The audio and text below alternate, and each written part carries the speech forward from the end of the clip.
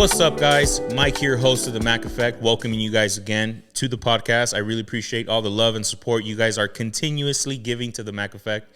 We're growing slowly, but we're growing. And you know what? I love it because small progress is better than no progress. And it's something that even in my past, I never thought was possible or even capable of doing. So God is continuing to heal. God is continuing to show me His plans are greater than my plans. And I'm glad that I'm moving by His steps, not mine. But with that being said, guys, here we go with another great interview. He is a former colleague. No, scratch that. He is a former boss of mine, bringing in some heavy hitters with you guys. But I want to share a beautiful story that I know is going to bless you guys, because one thing that we do here in the Mac Effect is we get open, we get vulnerable, and we share truth. No andamos con esas cositas de que, indirectas. No, we talk direct. So with that being said, guys, I want to welcome you guys a good friend of mine, Esteban. Esteban, thanks for coming to the Mac Effect, bro. Thank you for having me. Yeah, man. So when you got the text message that I wanted to bring you on, what was your first thoughts? This is my first time I'm ever going to do a podcast. Nervous, It's like I hope it's not the last. Nah, first of many. Okay, good. Here at the Mac Effect? At the Mac Effect. Or anywhere. Or should I sign your exclusive rights here right now? If you want to sign it right now, because after this you're going to blow up. I love it. No, the reason why I wanted to bring you to the Mac Effect, bro, is because the other day when we were hanging out, you mentioned to me that you were raised with your mom and dad at home. And it blessed me because I see in you a lot of confidence. I see someone that is like, you know what? Yeah, it's scary to take certain steps, pero aviéntate, like, why not? And it blessed me, bro, because I'm someone that, although I do take steps, there is times where I find myself like, I know, like, eso, vas a perder todo, and what's going to happen if people don't like it and all this stuff. So I kind of wanted to bring you on for that, but I also have a surprise rapid questions that I want to ask you at the end, but we'll get to those at the end. Perfect. But with that being said, Esteban, tell me a little bit about yourself, like your background, bro. Like, where were you raised? Where did you grow up? Like, where was the culture for Esteban? Well, that's a good question, So grew up in Long Beach. Okay. We moved out. We came from Mexico. I was born in Mexico. What part of Mexico? Mexicali. Let's go. Yeah. Let's go. Cachanillas. No, but, aside from that, it's, we moved out here in 1992. We came to the U.S. We were in Compton for like a couple of months. Let's go, bro. After that, we Compton, went to 26 years. Let's go. That's right. After that, I went to Long Beach. But, growing up, I grew up in Christianity. Okay. So God, and both your mom and dad? Both my mom and dad. Wow. Yeah. So, long story short, it's funny because the church that we went to here in Long Beach started at my great grandma's house in Mexicali. Okay. Yeah. At her house. What was the temple like? To be honest, obviously, I don't know much about it, but I just know that they gathered at my grandma's house and they, in su casa. There was no official church or nothing. Nope. It was her house. Yeah, and that's how church started. Las sillas de la cocina, de la everything. Wow. Okay. Yeah. So that happened. Both parents. At first, my mom was Catholic, but then she converted to Christianity, and she said that was the best thing she's done. Wow. So my mom to this day goes to church Friday, Saturday, and Sunday. Oh my goodness. Yeah, we have to we have to request PTO with her to take time off from church, For real. Same with my mom, bro. Yeah. Like, she's really she loves her church, the one that we've been congregating since we've been little. And on Sundays, we have to request it with time and give her the heads up. You're gonna have to miss this Sunday, because if not, she won't miss. Nice. Where's that church at? It's in Compton. Okay.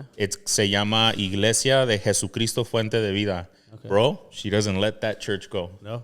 So my mom goes to Miel. It was a Lim before. It's in Long Beach, off of Long Beach Boulevard and 52nd Street. Okay. So, obviously it's a big congregation. Mm-hmm. So they have different ones, in different cities, So now she goes to the one in Riverside. Okay, nice. And How was it being raised in a family that was faith-based? Because my mom was Christian. She converted into Christianity when she was pregnant with me, or somewhere around that time.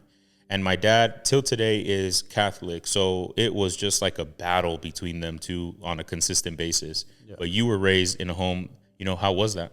I mean, it was good. We did a lot of things, because of my parents, I am where I'm at right now, as far as mentally, Yeah. So they play a big part. Yeah. And when did you realize that? Because like I hear you right now say like I am where I'm at because of my parents, but like when you were younger, did you understand that, or was it until you got older that you're like, crap, like I have to thank my parents for where I'm at? No, this was after, right? So this is after I started working. I was working with Employ Bridge, all right? So I was working with them, and that's when I realized, obviously I had responsibilities, So kids, I have 3 kids. I have a 19-year-old, I have a 10-year-old, and a 1-year-old. Mm-hmm. So, it's like kids change you, Absolutely. So having my son actually changed me at a young age, because I could either walked away or stay in his life, Mm-hmm. And, I chose to stay in his life, so my responsibility was my kids. Yeah. Wow.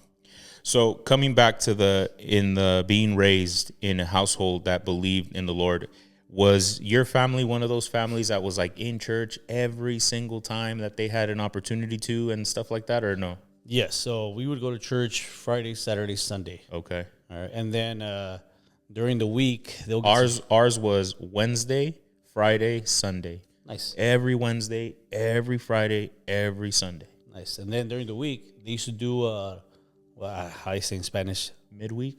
Yeah, during the week, like they'll do like they'll gather at somebody's house, and obviously, they'll take us with them. Yeah. Okay, nice. Did you like it? And when you grew up, was there some type of resentment where you said, "I just don't want church anymore"? Like I've been fed church so much that as soon as I'm 18, I'm kind of out of this.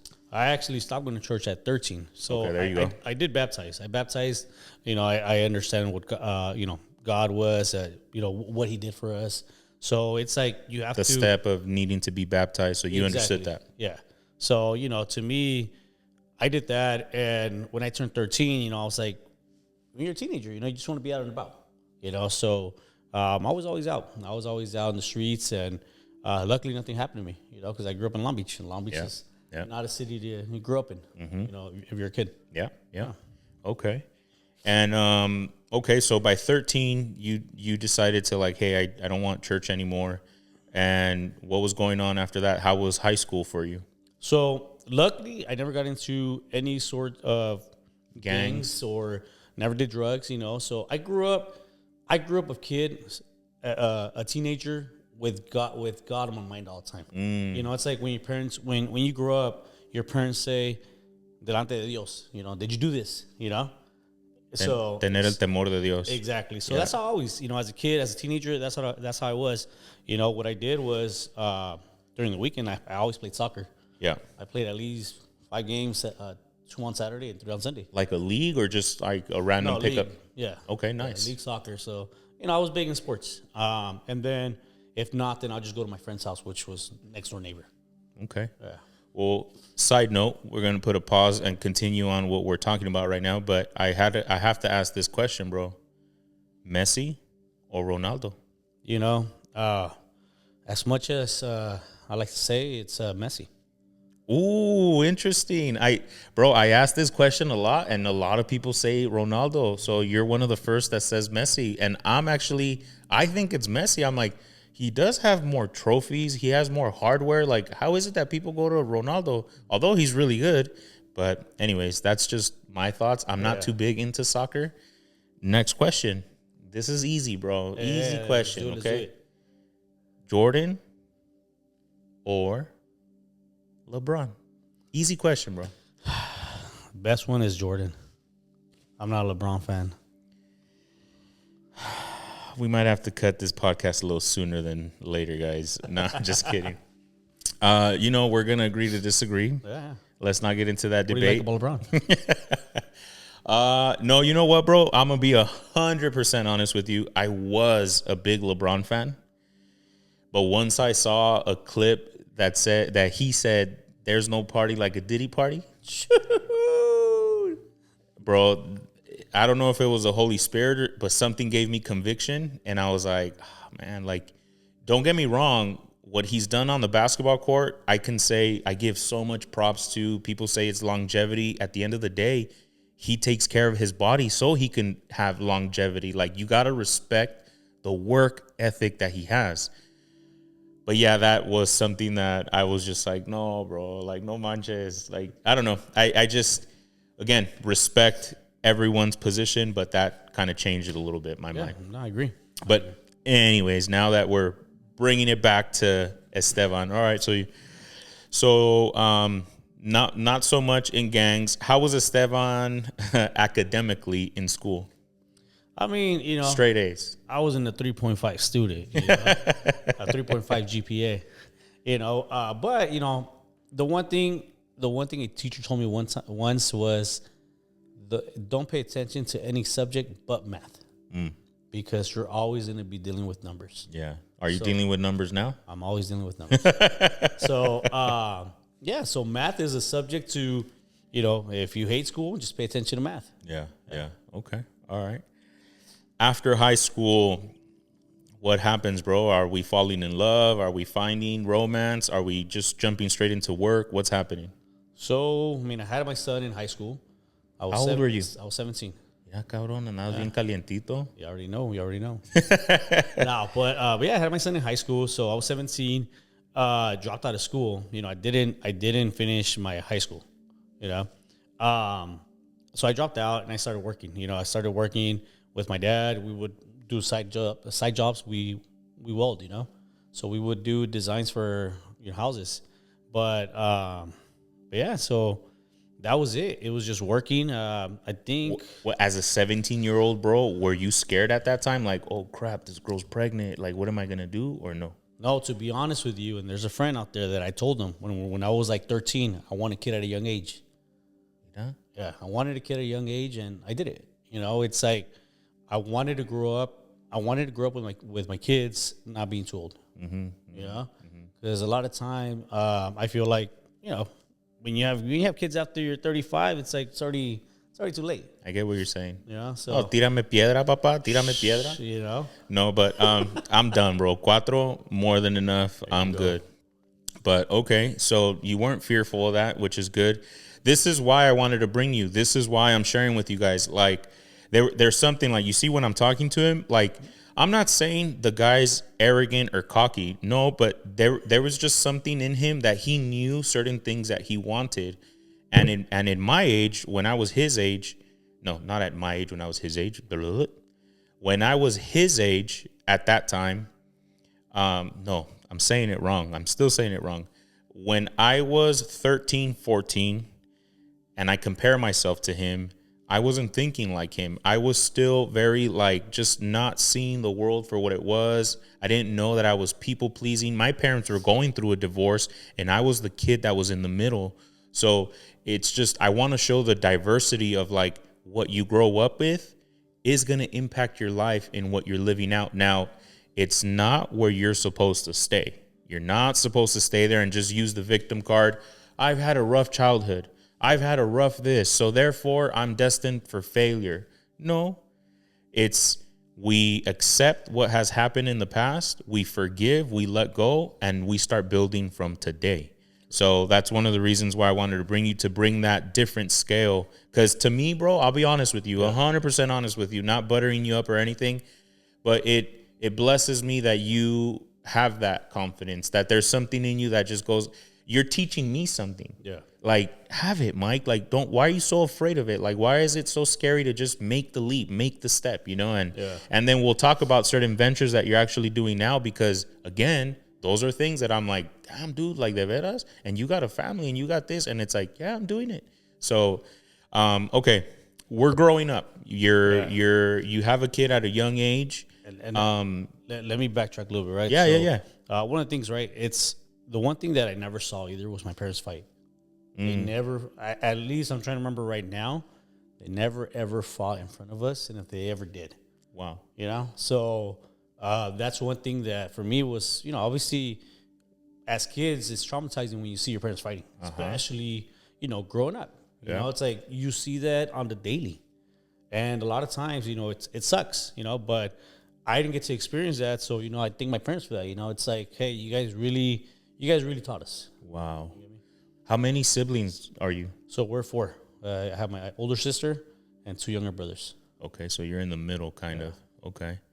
Wow, man. Wow. Again, it blesses me, bro. I'm hearing it, and I'm just like, never seeing them fight.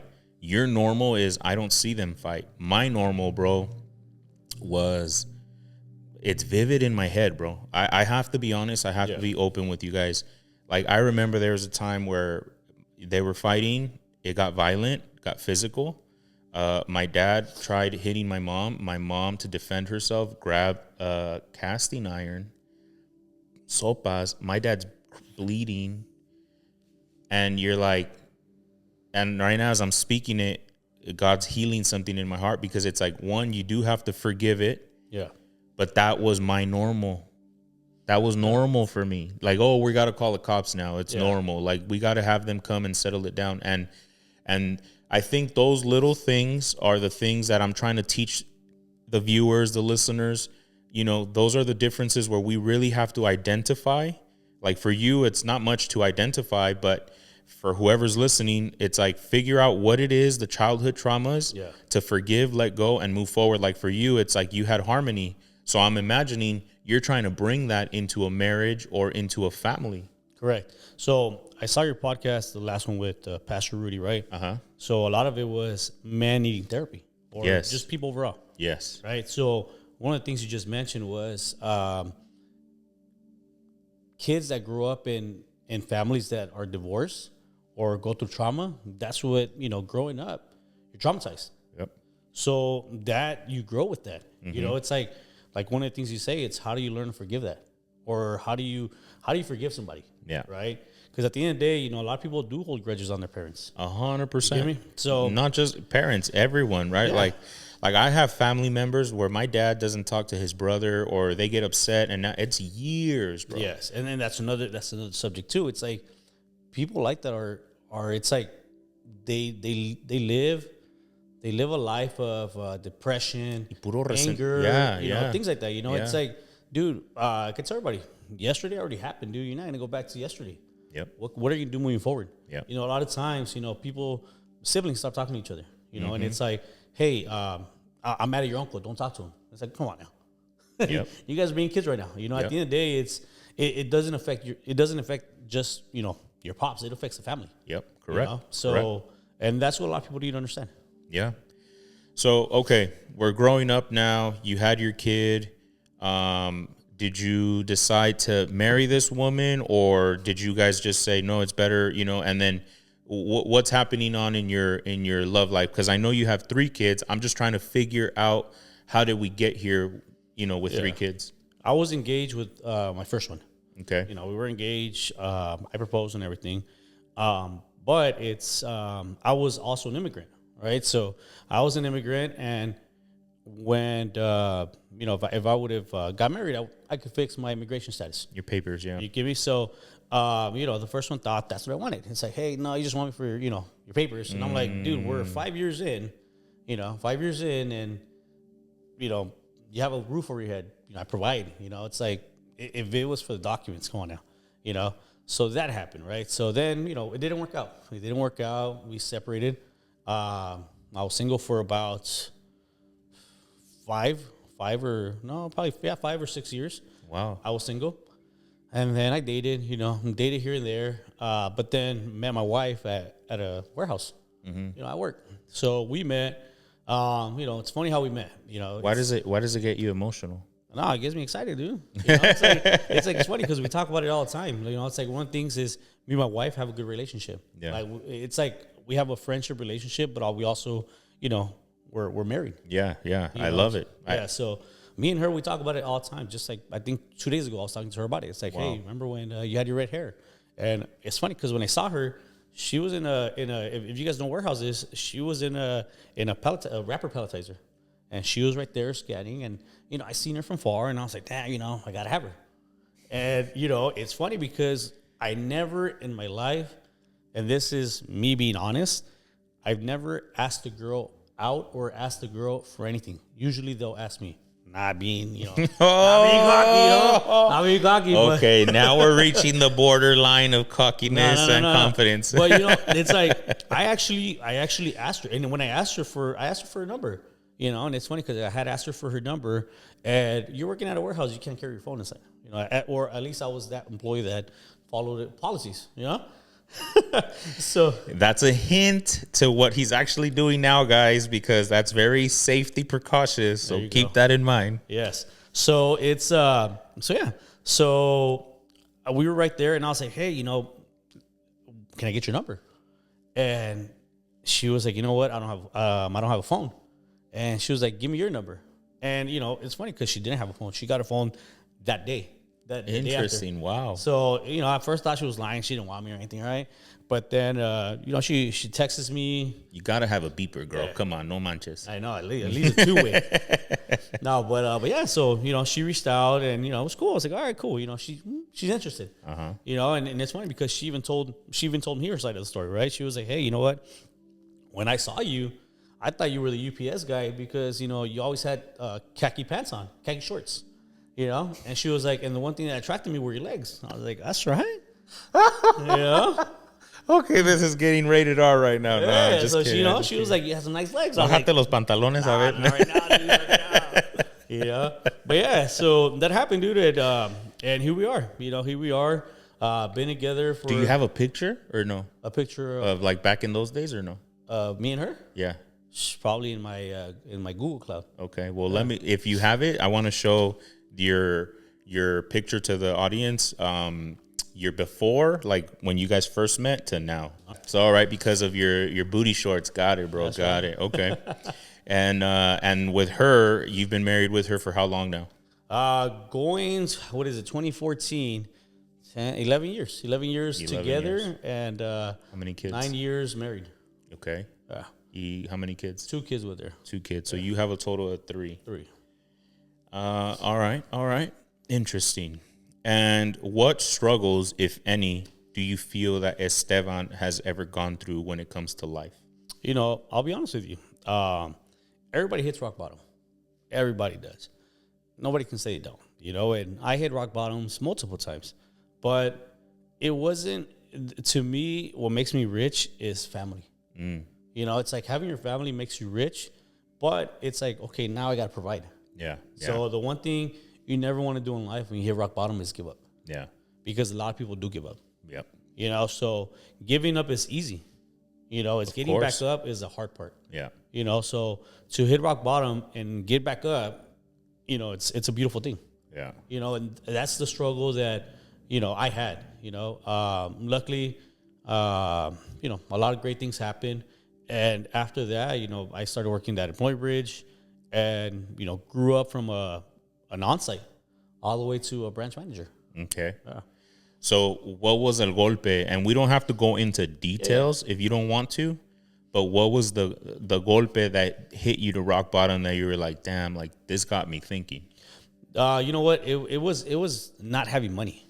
Okay. So, that's the one thing about me is I'm not afraid to speak because a lot of times what you speak, people are going through and people think that they're going through it alone.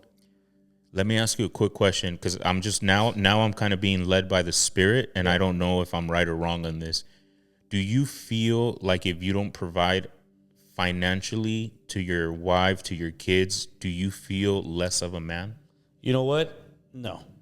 Because providing, let me go back, right? So it's a no because I'm going to provide regardless. It's as a man, you never want to give up, especially when you have kids. Yeah. Because you took on a responsibility to have kids. Absolutely. So a lot of times people give up. Yeah. Men give up. Run away. They never see their kid again. Exactly. Yeah. And it's like the kid's not at fault. Yeah. The kids need they need their parents. I agree. So a lot of people, for them, it's easy to just walk away. And that goes back to when I was, a father at a young age. Yeah. I could have walked away and said that wasn't my kid, and that's it, But no, it's like life is beautiful, and that's what people don't see. It's not about money. It's about waking up the next day. Where does this confidence come from? Like for you, where does this wisdom for Esteban come from? Because I hear you like, no, I wouldn't feel less of a man. Because I'm gonna be honest with you, Esteban. Yeah. There was a moment in my life where I felt like if I didn't bring in a paycheck, that I was less of a man. Like there was something in me that would make me feel like crap. Yeah. But after going through healing with my mentors, with my counseling, I agree with everything that you're saying. At some point, claro, nos vamos a levantar, vamos a trabajar, vamos a luchar, todo eso. God's going to provide or whatever. I'm talking about like the time that I was a stay-at-home dad. Like there were moments in the beginning where I just felt like I'm a failure because I'm not bringing. But through healing, God told me a provider is not just someone that provides money. Correct. He provides a safe place. Yep. He provides a healthy environment. He provides presence. Yeah. It's okay to be a provider and you buy everything for your kids, but then when it's time for their softball game, for their soccer game, for their basketball game, dad's not there because dad's working. Correct. There's no present dad. There you go. So God showed me and is continuing to heal in my heart. There's way more to being a provider than just money. Yeah, and that's what I was going to say. It's like you said, providing a check. Check is money. We need money in order to pay rent, Correct. pay bills, things like that, right? So that's necessities. Yeah. You want to have money for your necessities. For needs. For your needs, food in the fridge, providing clothes for your kids, so that's the necessity. Yeah. Anything above that is just extra. Yeah. Yeah. And Going back to obviously, you were working at a company, right? And you stopped your career to be a stay-at-home dad. I was working with you. Correct. With your partners at the time. And yeah, I remember I discussed it with you guys. And you know what's so beautiful is that I told you guys the straight up truth. I said, look, guys, I'm not leaving to go somewhere else. Correct. This is a sacrifice that I have to do for my family at the time. Correct. And, it doesn't make you less of a person because you were taking your responsibilities as a father, right? I remember you said your wife as a husband, and you said that your wife was gonna need you, So obviously you did what was best for the family at that time. Correct. So that's what I'm telling you guys earlier in the episode. This is my former boss. Like, él era que me decía, ¿por qué llegaste a las 8:02? No son las 8. No son las 7:59. No son las 7. He would check. Nah, I'm just kidding. He wasn't like that. He wasn't like that. But he was the part owner of the business. Yes. But yeah, I mean, okay. To me, it's what makes you a man. It's doing what you can for your kids, your wife. Doing your father duties. Allow me to come back to the question because I'm still trying to figure it out. Where does your wisdom come from? God. I mean, I listen. The one thing is you got to have a strong relationship with God, or whatever it is you believe in. Yeah. You get me? So my thing is, it's for 2025, my New Year's resolution was to listen and be honest, because listening, God gives you signs. He gives you signs, or he speaks through you through other people. Other people speak about what they're going through, and it's like you want to listen because God has something to say to them. Yeah. And then, okay, Esteban, so the wisdom's coming from the Lord. Right. And to be honest with you, it's coming from different places. Like I can tell that it's coming from mom and from dad because they gave you a stable home. Correct. No estás con de que where am I going this weekend? Where am I going that weekend? Like those are the decisions before you make a decision of divorce. It's like you got to take all that into consideration because I heard someone say when you're going through a divorce and if you have kids, you're not divorcing the person anymore because you're still going to have to deal one way or another. Right.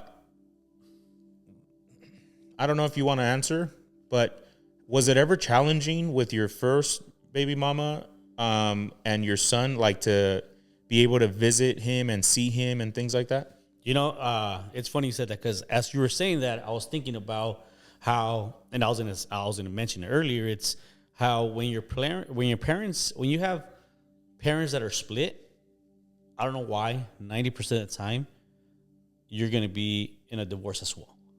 That's how I see it. Wow. So, No, and trip out. Let me give you a statistic that I got through my mentors and my counselors.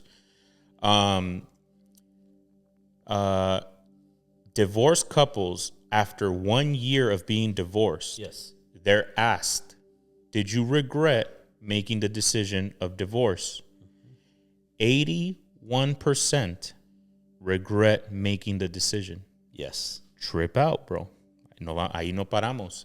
After 2 years, they go to the people and they've asked them, do you regret getting a divorce after 2 years? And after 2 years, ya están con alguien más. It's all that stuff's happening, right? After 2 years, when they're in an environment where they can answer honestly, I have to find the study so I could show it to you guys exactly where to find it and everything.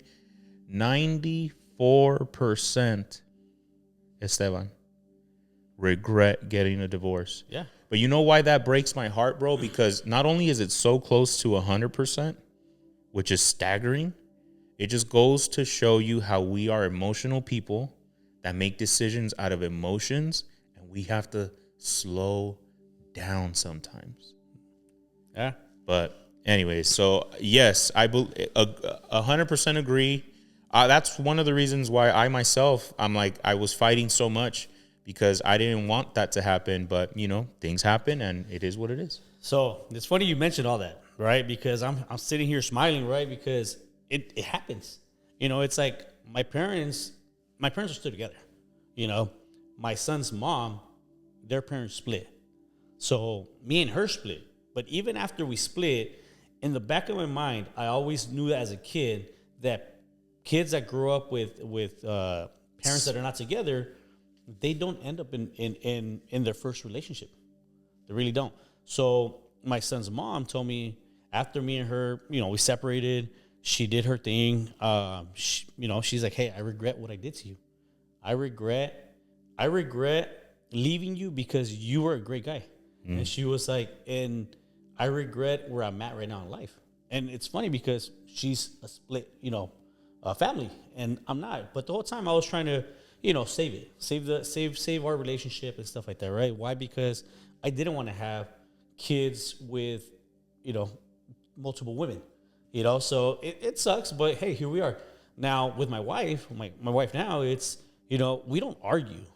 And she's never seen me mad. She'll let you guys know. She's never seen me mad. She'll see me upset, but I never gotten mad at her. We never got into a physical fight, into an argument where we were at the point of, F you, I'm done, I'm walking out. No, we haven't, and that's one of the things that I truly appreciate. It's like, we have a healthy relationship, or so I like to say, and so does she, we make time for ourselves, right? So at nights after the kids are asleep, that's our time to hang out. We try to have a date night once a week, and we'll go and we'll leave the kids. As much as we want to turn the car around and go pick them up, we say no, let's go. We deserve this. So do you guys do it every single week, or do you fail sometimes? No, I mean, we fail sometimes, but there's times where even during the week, it's not a date night, but me and her will try to sneak out to go to the groceries. And after we go to the groceries, hey, let's go eat real quick, or let's go grab a beer. Yeah. So we still make time for ourselves. Beautiful. As you grow up. I love it. I love what you're saying because it's something that I've shared. We have to be intentional, which is beautiful. Yeah. And as a grown up now, it's like those grocery runs, a lot of people say those are dates. You're spending $300, so that's a date, bro. And you're getting food.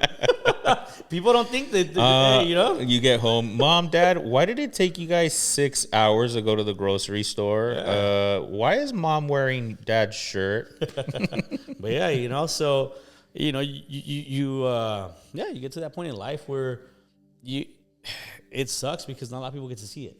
Yeah. It's like people always ask me, why are you always so happy?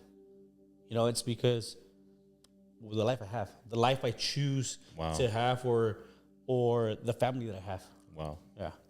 Wow. And as I hear you, you bless me, bro, because it's like, Esteban, do you have millions of dollars, bro? I don't. Do you have a Lamborghini? No. Do you have a mansion? No. And yet, look, I'm getting chills, bro. But I see it. you're blessing me because it's like your heart is just like, but I'm happy. Yeah. And I think that's only things that the Lord can do. Like there was a moment, I'm very honest, bro. I'm very honest. There was a moment like years ago when I was younger where I did think about money and I thought money was happiness and all these things. Like I'm at an age right now, I've been in an age where I really don't care. Like I really don't care about money. Yeah.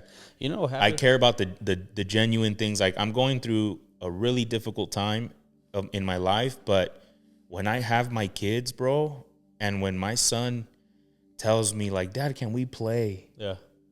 Or when my other son tells me, "Let's go outside." Or like my daughter the other day, Esteban, she wanted, tiene 11 años y en la escuela, she has a little bit of hair in her arms and she wanted to do nair. And I'm nairing my baby. Yeah. And when we're done, she hugs me and she just says, "Thank you, Daddy." Me da un beso, and she goes to her room. Yeah. Those are the moments, bro, that I'm just like, okay, you got to keep going for that. Yeah. Look, I'll tell you this. Money, people die chasing money. Wow. Or people, and also people don't get to enjoy their family because they're chasing the money. It's like you got to have a number to where you can say, I want to make this much a week and we're comfortable, because in life, it's a lot of people. I love it. A lot of people don't know what comfortable is. It's like being comfortable is being able to go to the groceries every Sunday or Saturday. Whenever you do groceries, go buy groceries for the week. Make sure you're paying the bills. Make sure you're paying your car, your mortgage. It's like you want to have that, but also you want to have time for your kids. When I left Flag, in February 7th. From there to now, I got to enjoy my kids way more because I get to spend more time with them. So, am I guilty for in the past working a lot? I am, but then you come to the realization that money isn't everything. I chose my family over money. Yeah. It's like, money is cool, but having a family and being able to have somebody coming up to you saying, "Dad, hey, can we go," like you said, go outside and play. It's beautiful. And that's what a lot of people don't get to experience. Mm-hmm. It's like all these billionaires, it's not after probably 10, 15, 20 years that, after they have the company running, they get to enjoy their family. But at that point, it's already too late. Yeah. Your kids are alcoholics. It's like your kids are alcoholics. They didn't grow up with a dad. They have daddy issues, mommy issues. Yeah. So it's bro, there was a story that a pastor once said that there was this fisherman, y él pescaba, and he would get like a gang of fish, right? Like 12 fish, right? And he would go sell it. And then a businessman came over and he's like, "Dude, why don't you like save up a little bit of that money, buy another boat? And when you buy another boat, you hire someone else and you escalate it." Basically, he was trying to give him the theory, like build a business on this. So then the fisherman was like, and every time he would tell him the next step, he's like, "And what for?" He's like, "Because then you can have a building." "And what for?" "Because then you're going to be sitting in an office, you're going to have a lot of money, and you're going to be able to provide for your kids." "And what for?" "Because then when you do all those things, you're going to be able to retire, and you're going to be able to do whatever the heck you want." Yeah. And then he's like, "You know what's funny? What you just said is everything that you just said, I'm already living that end result. Yeah. I'm doing whatever I want already. Correct. I'm making enough to have enough to be with my family right now, not just for the last 10 years of my life, but for my entire life." Yeah. And the guy was just like, wow, like you slapped me right in my face, bro. And secondly, hay otro dicho que dice, "Yo conozco gente tan pobre que lo único que tienen es dinero." Yeah. Yeah. It's like when you work at a company. Perfect example, right? Your employees are asking for PTO. I'm going to go on a vacation. And there's times where, you're like, how the hell do you have money to go on vacation? And you over here, you have the better position. You're making more money, but you don't have money or time to take time off. Yeah. You know, it's like, Which reminds me, Cameron, I would give him PTO and he would decline it. but yeah, so it's like, my advice for people, it's never give up in life. You always want to sit down and think about what you're doing. So every day, think about what you did, think about what you did and what would you have changed that day or yesterday, right? Because you can never go back to it, but what can you do to change what you did yesterday that you shouldn't do again the next day? I love it. Esteban, if you had your children in front of you right now and they're going through difficult times, and obviously as a dad, like, te duele because you're like, I don't want them to go through difficult times. Like, what would be, and hopefully they're watching this so that they can hear it too, what would be un consejo and advice that you would give your kids right now? You never want to give up, and you always want to have faith in God.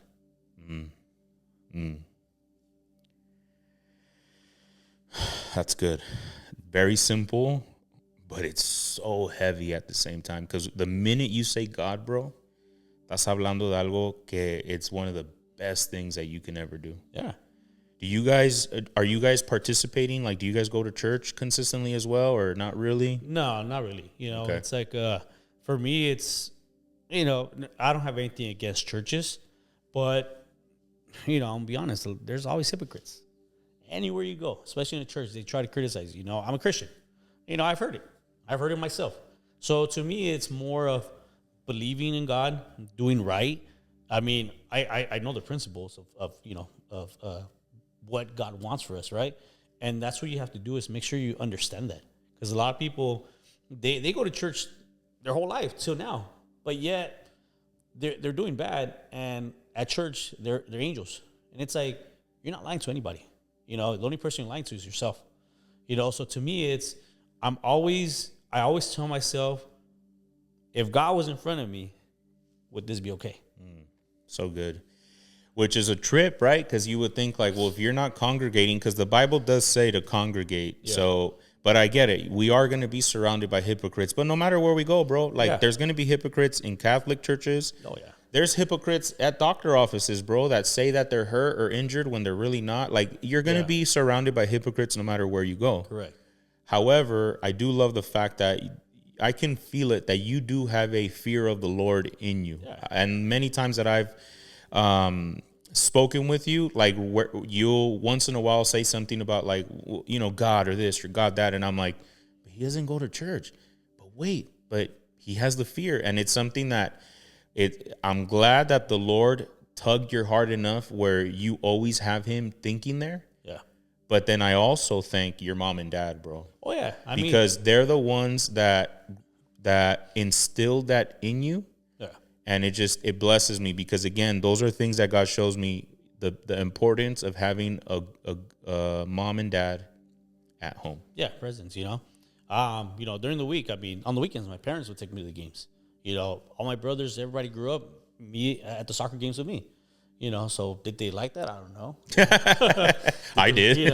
I enjoyed it. We would travel. I traveled a lot. You never know, bro. I mean, it's not so much about just the games because you're the one playing them, but they're the one sitting over there, and maybe dad's buying them snacks. Maybe dad is hugging them and kissing them, or mom is hugging them while you're playing. So it's like, we would have to ask them or whatever. Real quick, Esteban, if there's a message, if you had your mom and dad right here in front of you and you have to say something to them, like, that you're either grateful for, that they've done for you, like, what would be something that you would say to your mom and dad? Honestly, I'm very grateful for both of them. It's like my dad taught me to be the man I am today. He taught me that it's important to... But don't tell me. Yeah. You're telling them. They're right here. So you say, Mom, Dad. Hey, Mom, Dad, thank you for the life you gave me. Did we have it all? We didn't. But we had the necessities, and we had the and also, you provided a great household. It's like we never saw you guys fight. We never, we never struggled. We always had, food in the fridge, and my dad, thank you for taking me to work at a young age. I was 12 years old when I started working with them. So cutting, welding, grinding, so he gave me skills as a Prepared you. kid, And for my mother, it's, thank you for being the best mom, That made me, now it's like, that's why I'm a good parent, because of the love she gave us, right? So as a guy, you want to have your dad's love and your mother's, because that's what you're going to give to your kids. It's Beautiful. like your dad gives you love, but he's always at work. It's tough love. It's tough love. And your mom gives you that love as a parent. The ternura. Yes. So that, as a guy, you have that because you're giving what your mom gave to you, to your kids. And you have love it. your dad's love to, as a father. Yeah, I love it. I love it. Yeah. Well, thanks for sharing that, bro. I got you to crack a little bit, guys. Yeah. We tried, but what's beautiful about it is that like what he shares is exactly what I'm kind of going through in my healing journey. I share with you guys that I go to Breath of Life. Rudy is my mentor. Tanya is my counselor, and what you just said, that's what I'm getting from both of them at this time right now for the healing that I'm going through. I'm getting the ternura from the mom, which is Tanya, but I'm getting the hard love from Rudy. And not that I don't get it from my physical mom and dad, because I do, but it's the healing part that's very important. Yeah. So it's beautiful. Thank you for sharing those words. Yeah. Esteban, so to wrap things up, you were at that company. You decided to leave. You decided to leave and venture on your own, which to me, that's very brave of you, because I'm like, damn it, dude, like, como? Like, you left a place that, you had consistency, you had a paycheck, like, it looked good from the outside. I don't know the full details, but it looked good. You own a company, you're part owner of a company. Like, why would you let it go to do what well, first of all, let the people know what your new venture is. I'm starting a new staffing firm. It's a skilled trade professional services. Continue what I was doing, providing excellence and the great quality. Okay. Yeah. And my question is, how are you not afraid of failure? I'm gonna go back to it. God always, you got to listen, and it was time for me to venture out. I was like, you know what, this is the year I'm gonna venture out.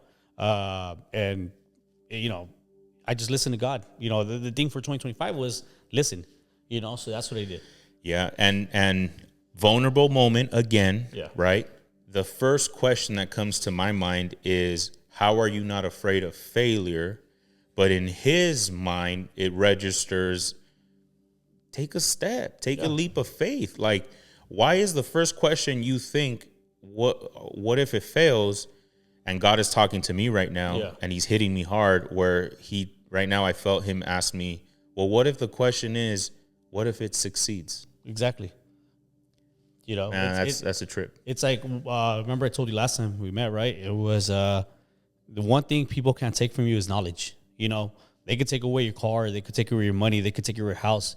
But having that knowledge, having your knowledge, nobody's gonna. What you have is, who you are. Yeah.